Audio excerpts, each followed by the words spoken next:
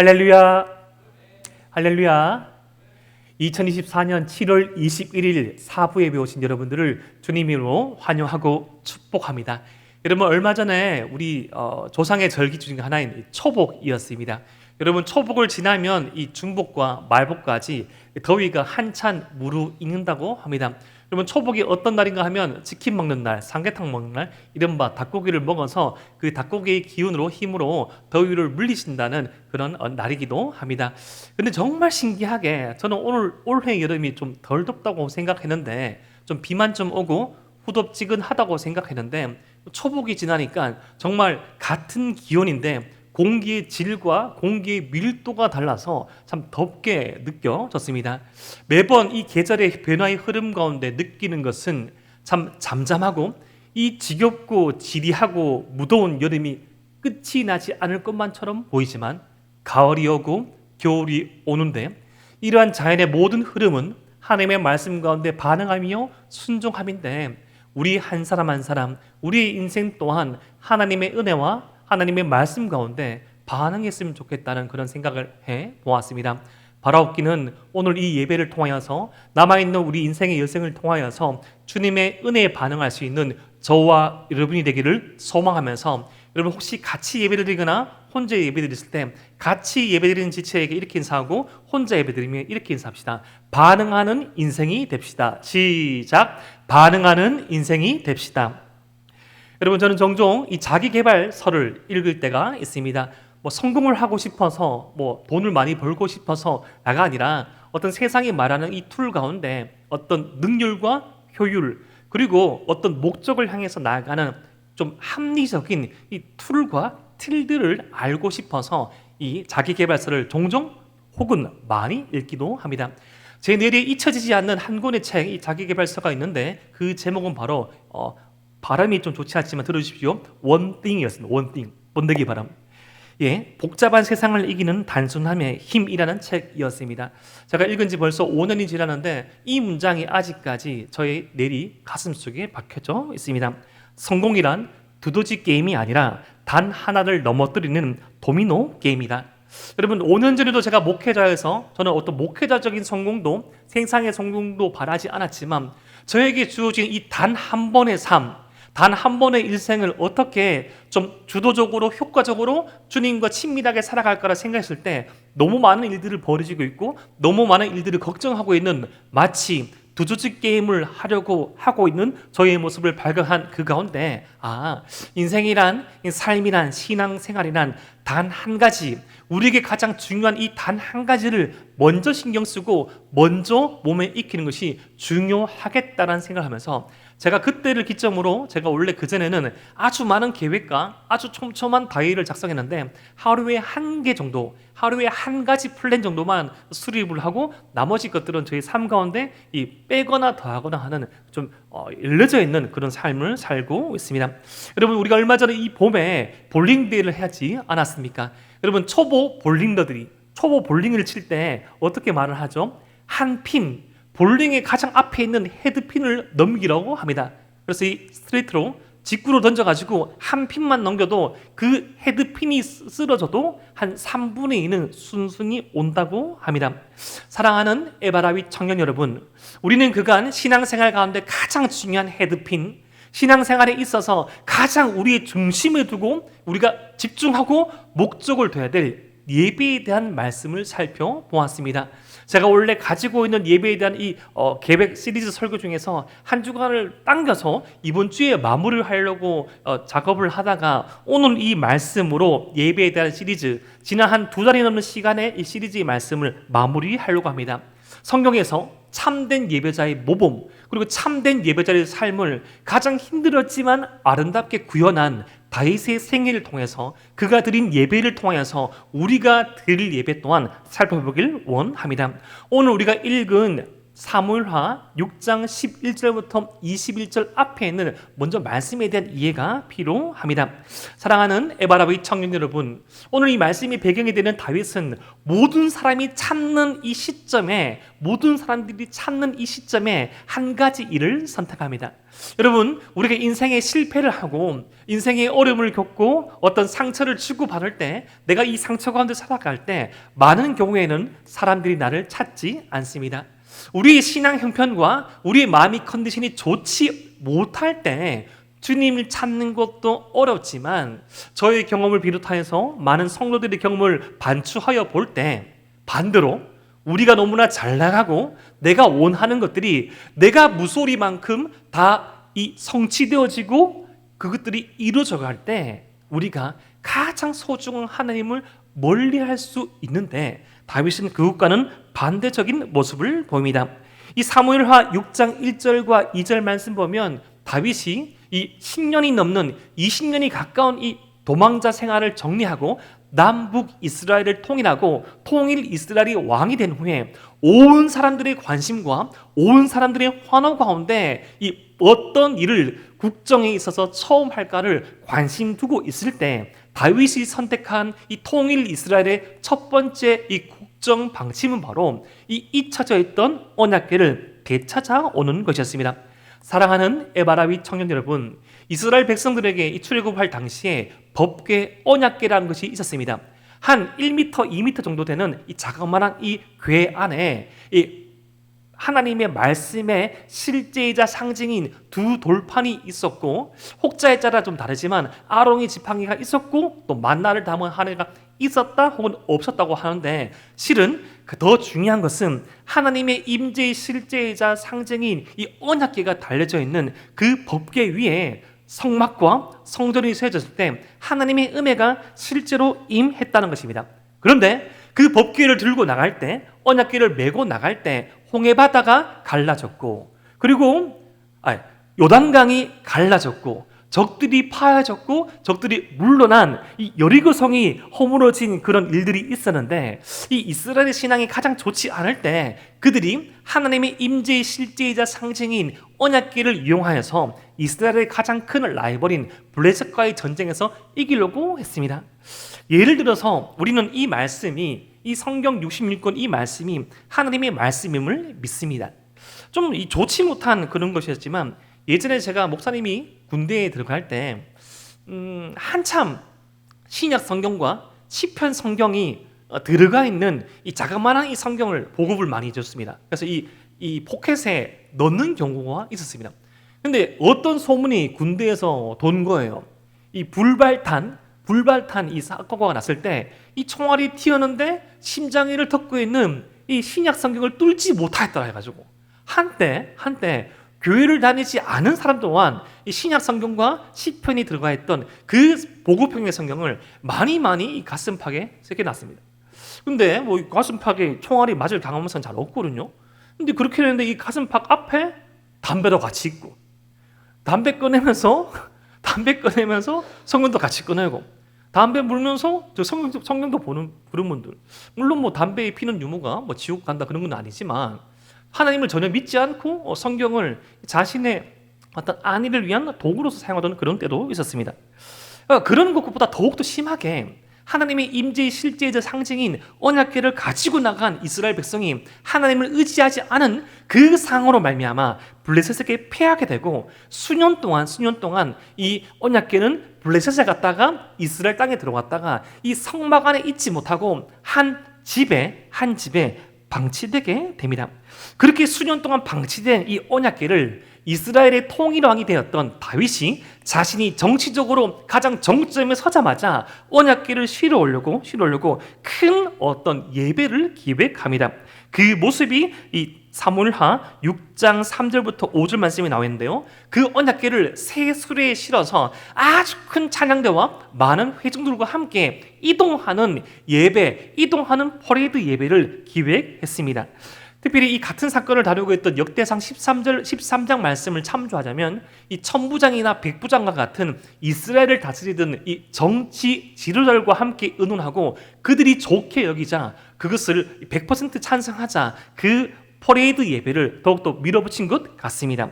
다윗은 이 순수한 의도로 그동안의 이 포로 생활 가운데, 그동안의 어떤 도망자 생활 가운데 자신에게 베풀어 주신 하나님의 은혜에 감사하려는 마음으로 그 대형의 이 퍼레이드 예배를 준비했던 것입니다. 그런데 이렇게 이 새 수레에, 소가 끄는 수레에 법궤를 이렇게 실어서 오는 것이 과연 맞는 것일까로 했을 때 그 모습이 잘못되었음을 우리는 알 수 있습니다. 우리 민수기 4장 15절 말씀, 법궤 이동에 대한 말씀인 민수기 4장 15절 말씀을 함께 한번 읽어보겠습니다. 시작! 진영을 떠날 때 아론과 그의 아들들이 성소와 성소의 모든 기구 덮는 일을 마치거든 고핫 자손들이 와서 맬 것이니라. 그러나 성물은 만지지 말라. 그들이 죽으리라. 아멘.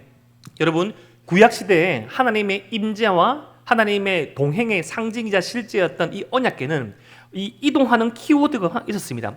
바로 고핫 자손이 메고, 그리고 절대 만지지 말라, don't touch, 만지면 안 되었습니다. 이런 말씀의 기준에 봤을 때 지금 다윗이 기획한 이 퍼레이드 예배에서의 이 법궤, 언약궤 이동은 좀 맞지 않았습니다.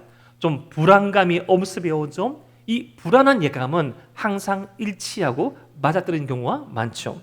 사무엘하 6장 6절과 7절 말씀 보니까 그렇게 새 수레에 실어서 소가 끌고 갔던 이 언약궤를 실은 수레가 나곤이라는 사람이 소유하고 있는 타작 마당에 이르렀을 때 소들이 흥분해서 뛰게 되고 그 소가 끄는 수레에 실려져 있던 법궤, 언약궤가 떨어지려고 하자 그것을 운전하고 가던 이 나손이라는 웃사라는 사람이 손을 들어서 그 법궤를 만졌습니다.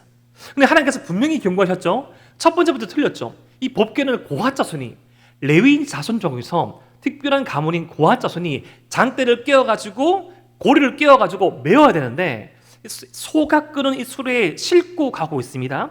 지금으로 치자면 아주 큰 리무진에 좀 생각해서 싣고 가는 이 장의차와 비슷하기도 하고, 갓 결혼했을 때 빰빠람빠람 이렇게 피앙새, 어떤 신혼여행을 떠날 때 가장 좋은 차, 오픈카에 타고 가는 신랑과 신부의 모습과도 비슷합니다. 아무튼 이렇게 신경 써서 했지만 하나님의 말씀에 맞지 않았던 이 이동의 모습 가운데 하나님께서 금하였던, 절대로 법궤를 만지지 말라 했던 이 명령을 어기고 웃사가 이 법궤를 만졌을 때 그는 그곳에서 즉사하게 됩니다. 아마도 이 웃사는 자신의 집안에 법궤, 이 언약궤가 이 수년 동안 보관되어 있었기 때문에 자신의 집안만큼, 자기만큼은 하나님의 임재의 실제이자 상징인 법궤를 다룰 수 있는 자격과 조건이 되었다고 착각한 것 같습니다.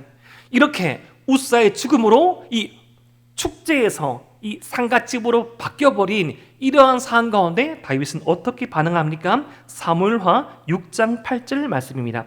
여호와께서 웃사를 치심으로 다윗이 분하여 그곳을 베레스 웃사라 부르니, 하나님께서 웃사를 치시고 웃사가 즉사하자 다윗이 분노하여서 하나님께서 웃사에게 분노하셨다는 뜻을 담은 베레스 웃사라고 이 나곤의 타작마당의 이 장소의 지명을 바꿔버립니다. 저는 하나님 좀 생각해서 이렇게 예배를 기획하였고 이렇게 많은 사람들과 함께 전심을 다해서 예배를 드리고 있는데 왜 저희 예배를 기뻐하지 않죠?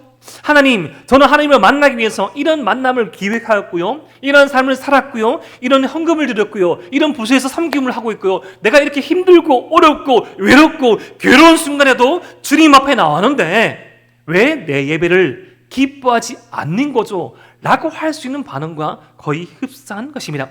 다윗은 처음 이해하지 못하여서 하나님께 짜증을 내고 분노하였지만 다윗은 이 사건을 통해서 깨닫게 되었습니다.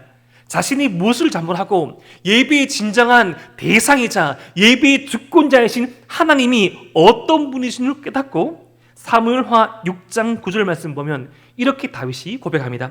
다윗이 그날에 여호와를 두려워하여 이르되 여호와의 궤가 어찌 내게로 오리오 하고, 하나님의 임재의 실제이자 상징이던 그 시은소 언약궤 위에서 그 성막 가운데 예배를 드릴 때, 속죄 제사를 드릴 때 그 가운데 임하셔서 이스라엘 백성의 죄를 사하여 주시고 이스라엘 가운데 평안을 선포하신, 화목제를 바라주신 그 하나님의 임재의 실제이자 상징인 이 언약궤를, 그 언약궤 가운데 함께 하신 하나님을 자신이 너무나 소홀히 대하고 자신이 생각대로 예배를 드리려 했다는 그런 이 잘못을 발견하게 됩니다. 사랑하는 에바라비 청년 여러분, 이 오늘 말씀의 배경인 베레스 우사 사건이 우리에게 던지는 두 가지 질문이 있습니다. 첫 번째, 함께 한번 우리 속으로 한번 질문해 보기 원합니다. 우리 예배와 섬김에 하나님을 향한 경외심이 있습니까? 여러분, 다윗은 하나님을 좋아해서 이 퍼레이드 예배를 기획하였습니다. 하지만 그곳 가운데 중요한 역할을 맡았던 우사는 너무나 익숙했던 나머지 법궤를 절대로 만지지 말라는 하나님의 말씀은 몰랐을 뿐더러 법궤를 만져서 즉시 죽게 되었습니다. 여러분, 우리는 착각해서는 안 됩니다. 지금 신약 시대를 살아가는 우리 모든 성도들이, 우리 모든 청년들이 예수님의 이름으로 주님의 전전 앞으로 나아갈 수 있다고 하여서, 우리가 주님의 자녀이며 우리를 너무나 사랑하시는 주님의 사랑과 은혜가 있다고 하여도 우리는 여전히 피조물이며 하나님만이 경배의 대상이며 예배의 주관자 되심을 잊지 말아야 합니다. 두 번째, 우리 예배 가운데 하나님께서 정하신 방법을 따라 우리는 예배하고 섬기고 있습니까? 여러분, 우리가 예배의 모양 가운데, 예배의 목적 가운데, 교회를 나오는 우리가 신앙생활하고 일상을 살아가는 삶의 이유와 목적 가운데 하나님이 정하신 방법으로, 여러분, 하나님께서 우리에게 원하신 큰 삶의 목적은 하나님을 사랑하고 하나님께서 내게 베푸신 이 사랑으로 나를 건강히 사랑하며 내 이웃들을 건강히 사랑하는 것이죠. 그 사랑의 열매, 사랑의 목적을 따라 살아가고 있는지를 살펴봐야 합니다. 우리의 예배, 우리의 섬김, 우리의 신앙에서, 이 일상에서 익숙함으로 인하여서 너무나 하나님의 말씀을 경시하고 주의하지 못함으로 말미암아 놓치고 있는 것은 없습니까?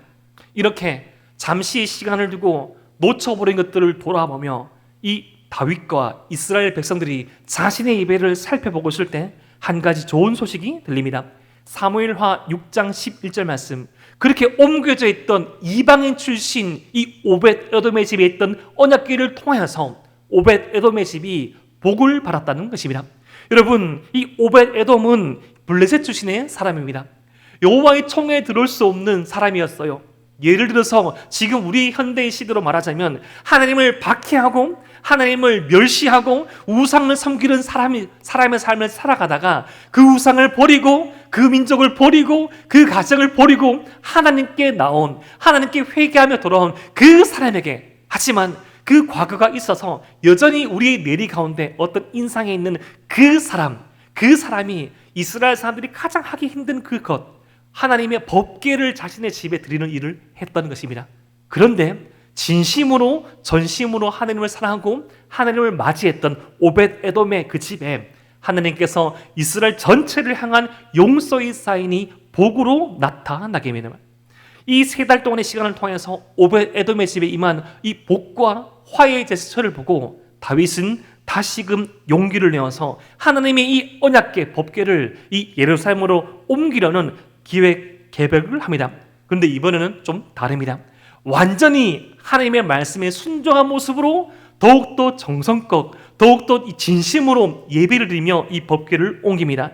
그 모습이 사무엘하 6장 13절 말씀에 이렇게 나타납니다. 우리 사무엘하 6장 13절 말씀을 함께 읽읍시다. 시작. 여호와의 궤를 맨 사람들이 6걸음을 가매 다윗이 소와 살찐 송아지로 제사를 드리고. 아멘. 여러분, 오벳 에돔의 집에서부터 이 법궤를 메워가지고 여러분 6걸음을 가고 예배를 드립니다. 여러분, 지금 이 예배도 여러분 참 길죠? 제 설교도 참 지루하게 느낄 수도 있습니다. 근데 여러분, 구약의 제사에 비하면 아주 짧은 거예요. 여러분, 구약의 제사에서 제물을 잡아서 이 번제를 드리고 화목제를 드리기까지 최소의 시간이 6시간입니다. 아무리 능숙한 이 헌제자라도 제물을 잡아가지고 각을 띄고 피를 빼고 근육질과 기름질을 다 제거하고 하나님께서 받으시는 이 부위만 태우고 그것을 다시 올리는 것은 반나절이 걸렸습니다.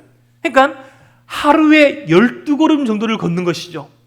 여러분, 유대인은 밤에는 걷지 않습니다. 하루에 고작 12걸음. 여러분 수십만 명이 함께 갑니다. 하루에 한 12걸음을 이동하는데 6걸음 걷고 제사 드리고 6걸음 걷고 예배합니다. 여러분 왜 6걸음 가면서 예배를 드릴까요? 하나님께 드리는 예배의 이 기쁨을 더욱더 누리고 집중하기 위함이죠. 여러분 그렇지 않습니까? 우리 에바다위 청년 가운데 직장생활 하시고 자영업 하시는 분들, 내일 당장 오픈하시고 일터에 나가시는 분들, 여러분 주일 저녁 때면 어떤 생각이 듭니까? 시간아 천천히 제발 가지 마라. 저도 그런 적이 있었고, 예전에 뭐 저희 와이프도 그랬고, 청년들 보면 막 주일날 집에 가지 않습니다. 대부분 보면 그 패턴이 보면 저녁에 폭식을 하죠. 폭식. 첫 끼이자 마지막 끼 폭식을 해가지고 1차로 먹고 2차로 먹고 3차로 먹고, 저는 되게 놀랐습니다. 처음에 저희 아내 만났을 때, 법무교에 다니고 저희 아내 만났을 때 가끔씩 그 청년들 같이 만나면 여러분 다윗 또래의 청년들이거든요. 집에 가지가 않아요. 그 막 시간에 이 밤의 끝을 잡고 집에 가지 않습니다. 그때는 그런 용어 없었지만 요즘 저는 그런 용어 좋아하지도 않고 저는 쓰고 안 된다고 생각하지만, 하나님께서 만드신 그 날 가운데 감히 헬이라는 요일을 붙여가지고 월요일을 그렇게 부르고 오지 마라 오지 마라. 여러분 휴가 가면 어떻습니까? 얼마나 시간이 빨리빨리 지나가나요?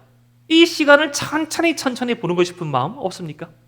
아마도 다윗은 지금 하나님께서 내게 베푸르신 은혜를 생각하면서 이 법궤를 끌고 가고 이 법궤를 메고 가는 이 순간이 천천히 가기를 원했던 거라고 생각합니다.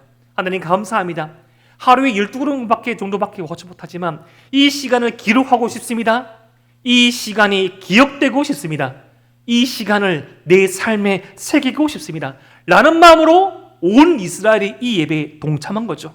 그리고 이렇게 들어진 이 예배 가운데 드디어 예루살렘 성에 임하고 온 이스라엘이 함께 이 예배를 드릴 때 18절과 19절 말씀 보면, 그렇게 예루살렘 성에 입성한 이것을 기념하여서 모든 사람들에게 빵과 음료수 제공하면서 축제 예배를 드립니다. 사랑하는 에바바이 청년 여러분, 예배에 대한 이 시리즈 설교를 마무리하면서 우리 이 모여서 드리는 예배, 일상에서 드리는 예배가 참된 예배가 될 때 세 가지가 나타납니다. 첫 번째, 헌신이 나타납니다. 따라해볼까요? 헌신이 나타납니다. 두 번째, 축복이 나타납니다. 마지막 세 번째, 교제가 풍성해집니다. 여러분 우리가 주님께 집중하며 모여서 드리는 예배, 일상에서 예배가 드려질 때, 참된 예배가 반복되어질 때 분명히 나타나는 것은요, 헌신과 축복과 교제입니다. 내가 참된 예배자고 내가 예배에 집중하고 있고 내가 섬김에 집중하고 있고 내가 하나님을 사랑한다고 하면서도 헌신이 없고 교제가 없고 축복이 없고 대신 짜증이 있고 판단이 있고 저주가 있고 내 것만 주장한 것이 있다면 그것은 옳은 모습이 아니라는 것입니다. 사랑하는 에바다윗 청년 여러분, 우리의 모여서 드리는 예배, 흩어진 예배 가운데 하나님을 향한 헌신과 축복과 교제가 넘기기를 주님의 이름으로 축복합니다. 이렇게 온 이스라엘이 축제 예배를 경험하고 있을 때 이곳에서 단 한 사람만이 이 축제 예배를 누리지 못하고 있었습니다. 그는 바로 다윗의 아내 미갈이었습니다. 여러분 미갈은 사울 왕의 딸입니다. 바로 공주죠, 공주. 그리고 현 왕비입니다. 왕비. 공주 출신으로 왕비, 로열리티한 과문이죠. 그리고 다윗의 첫사랑입니다. 다윗의 생명의 은인입니다. 근데 그랬던 그녀가 이렇게 지금 예배를 보고 있습니다. 우리 사무엘하 6장 16절 말씀을 함께 읽겠습니다. 시작. 여호와의 개가 다윗성으로 들어올 때 사울의 딸 미갈이 창으로 내다보다가 다윗 왕이 여호와 앞에서 뛰놀며 춤추는 것을 보고 심중에 그를 업신여기니라. 아멘. 여러분 사무엘서의 저자는 의도적으로 두 가지를 강조하고 있습니다. 첫 번째, 지금 이 미갈이 예배 드리는 태도를 기록합니다. 미갈은 지금 이 예배를 함께 참여하고 있지 않고 창으로 보고 있습니다. 바로 예배의 구경꾼님을 기록하고 있습니다. 그리고 두 번째, 지금 이 왕비이자 공주 출신인 이 미갈은 예배를 판단하고 있습니다. 그렇게 전심으로 왕임에도 불구하고 춤을 추며 기뻐하며 감격하며 예배드리고 있는 다윗을 업신여깁니다. 부끄러워 여깁니다. 판단합니다. 저게 뭐야? 저게 예배야? 저게 왕의 체면이 뭐야? 저게 왜 이러지? 라는 것입니다.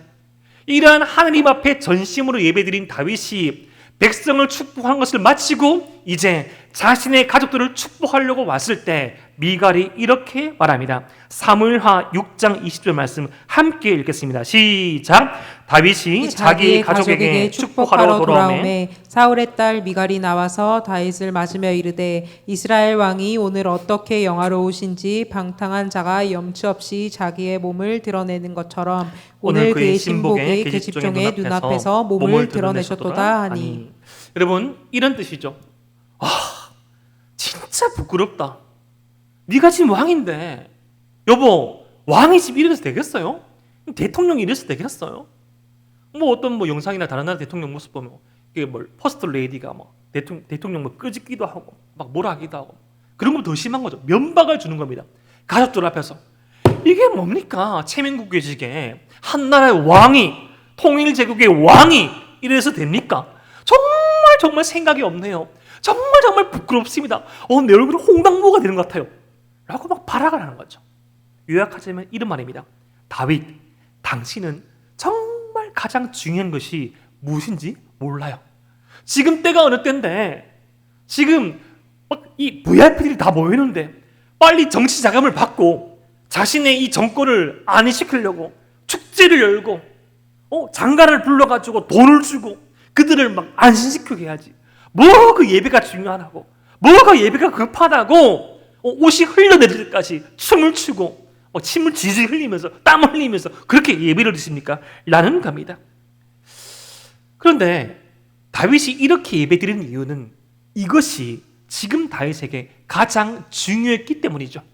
지금 다윗은 자신의 모습이 어떻게 사람들에게 비춰지는 것보다 하나님 앞에서 자신을 받아들이고 자신에게 은혜를 베풀으신 이 이스라엘에게 한량없는 은혜를 베풀으신 하나님의 은혜가 너무나 커서 그 은혜 가운데 합당한 반응을 할 수밖에 없었습니다. 그것이 가장 중요하기 때문에 그렇게 예배드리는 것이죠. 오늘 이 말씀을 통해서 우리는 질문을 던져볼 수 있습니다. 지금 우리에게 가장 중요한 것은 무엇입니까?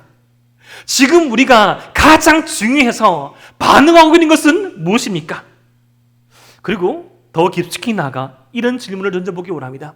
지금 우리가 우리 이 예배에서, 우리 이 공동체에서, 이 수련회 준비에서, 찬양팀에서, 리더에서, 임원단에서, 우리 일상에서, 우리 부장총님과 총무님과 우리 모든 대동교회가 이렇게 중요하게 여기는 것을 하나님께서도 중요하게 여길까? 예수님께서도 중요하게 여길까? 지금 다윗은 하나님께서 가장 중요한 것이, 중요하게 여기는 것이 무엇인지 알아서 그것을 깨달아서 이렇게 반응하고 있는 것이냐? 다윗은 이렇게 고백합니다. 사무엘하 6장 21절 말씀. 다윗이 미갈에게 이르되 이는 여호와 앞에서 한 것이니라. 그가 내 아버지와 그의 온 집을 버리시고 나를 택하사 나를 여호와의 백성 이스라엘의 주권자로 삼으셨으니 내가 여호와 앞에서 뛰놀리라.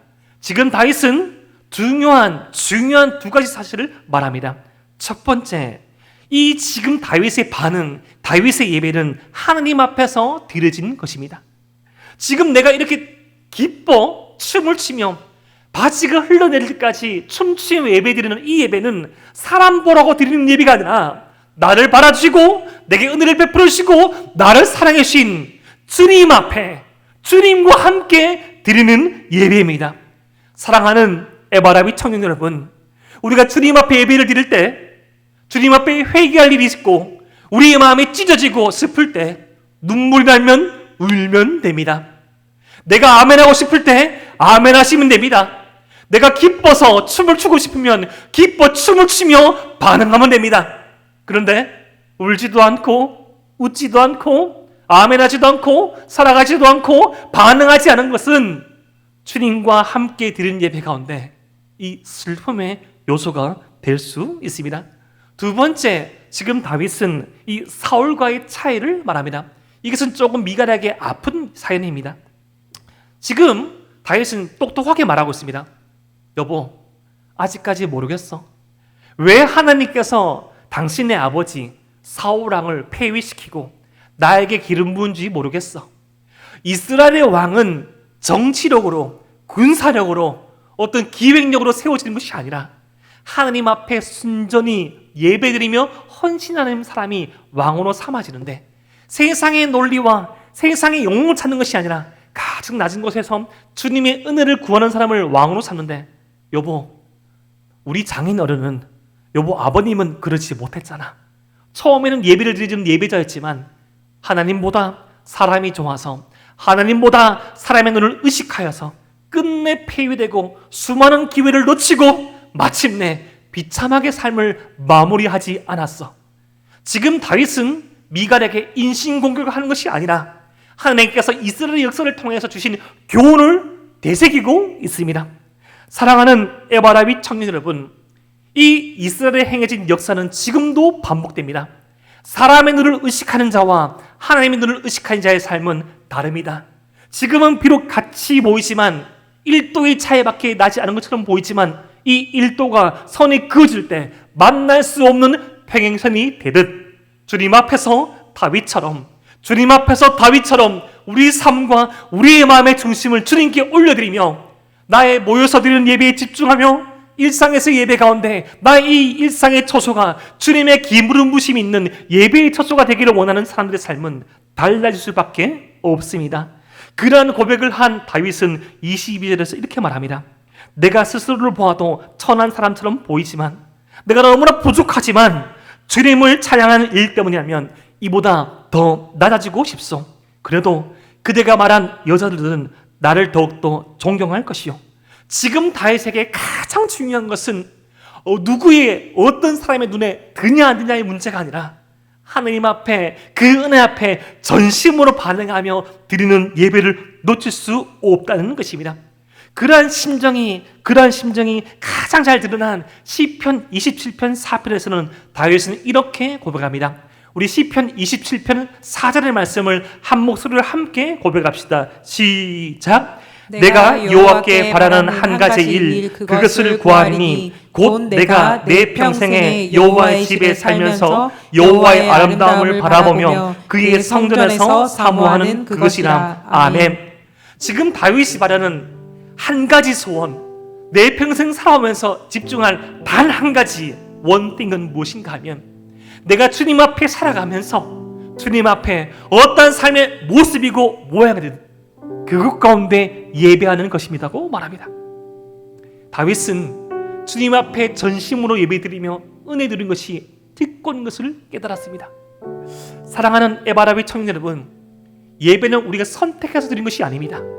훗날 다윗이 주님 앞에 범죄하여서 예배를 드릴 수 없는 성령의 임재가 생길 수 없는 심령이 되었을 때 주님 앞에 회개하며 다시금 예배의 회복을 생각하며 이렇게 부르짖으며 노래하였습니다. 기도하였습니다. 시편 51편 10절과 11절 말씀. 하나님이여, 내 속에 정한 마음을 창조하시고 하나님, 제 속에 깨끗한 마음을 만들어 주십시오. 여러분, 착각하지 마십시오. 예배 드리고 싶은 마음 우리가 만들 수 없습니다. 찬양하고 싶은 마음 나의 기술로 정으로 만드는 것이 아닙니다. 예배 드리는 마음은, 이 깨끗한 마음은 주님께서 창조하셔야 됩니다. 내 안에 정직한 영을 새롭게 하옵소서.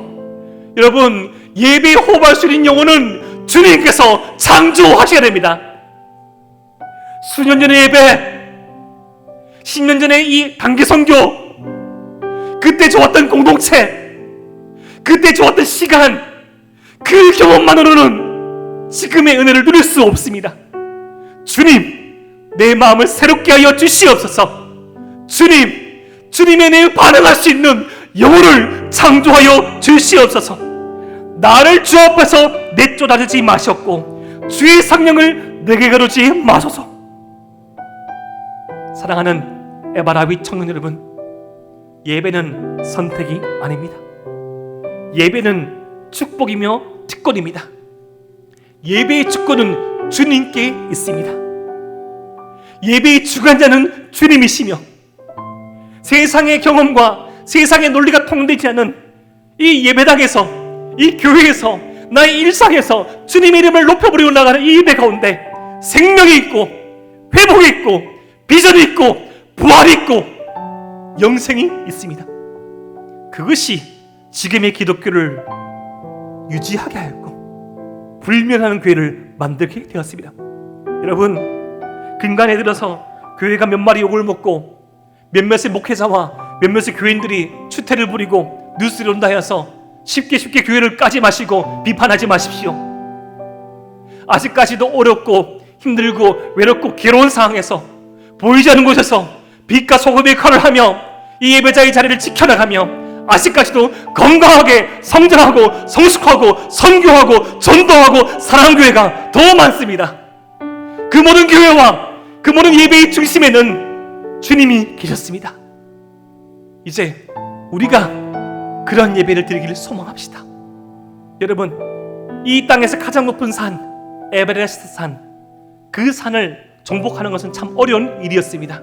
그런데 1985년을 기점으로 에베레스트 산을 정복하는 사람들이 배수가 늘어났습니다. 무엇 때문에 그런 일이 가능했는지 한번 살펴보니까 한 가지가 달라졌다는 겁니다. 이 높은 산을 등정할 때 그 전까지 사람들은 이 산을 정복하는 이 베이스 캠프를 3,000m쯤에 2,000m쯤에 만들어 놓고 지레 겁을 먹고 에베레스트는 가장 높은 산이니까 미리 준비를 해가지고 많은 양식을 들고 올라가야라고 했는데 많은 사람이 죽고 많은 사람이 실종되었습니다. 그런데 1985년을 기점으로 해서 이 베이스 캠프를 5,000m, 6,000m에 짓기 시작했습니다. 이왕 해보는 거 3,000m쯤을 앞두고 지어보자.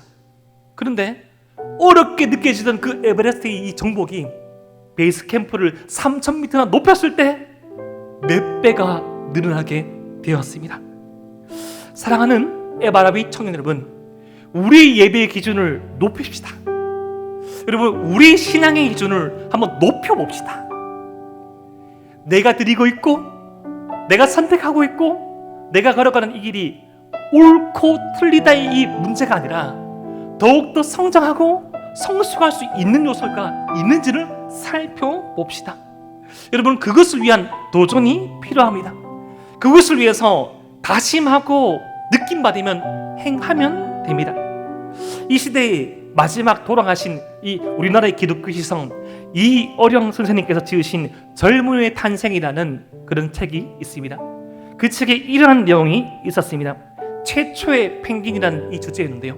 여러분, 펭귄들을 보면 펭귄들이 겁이 많지 않습니까?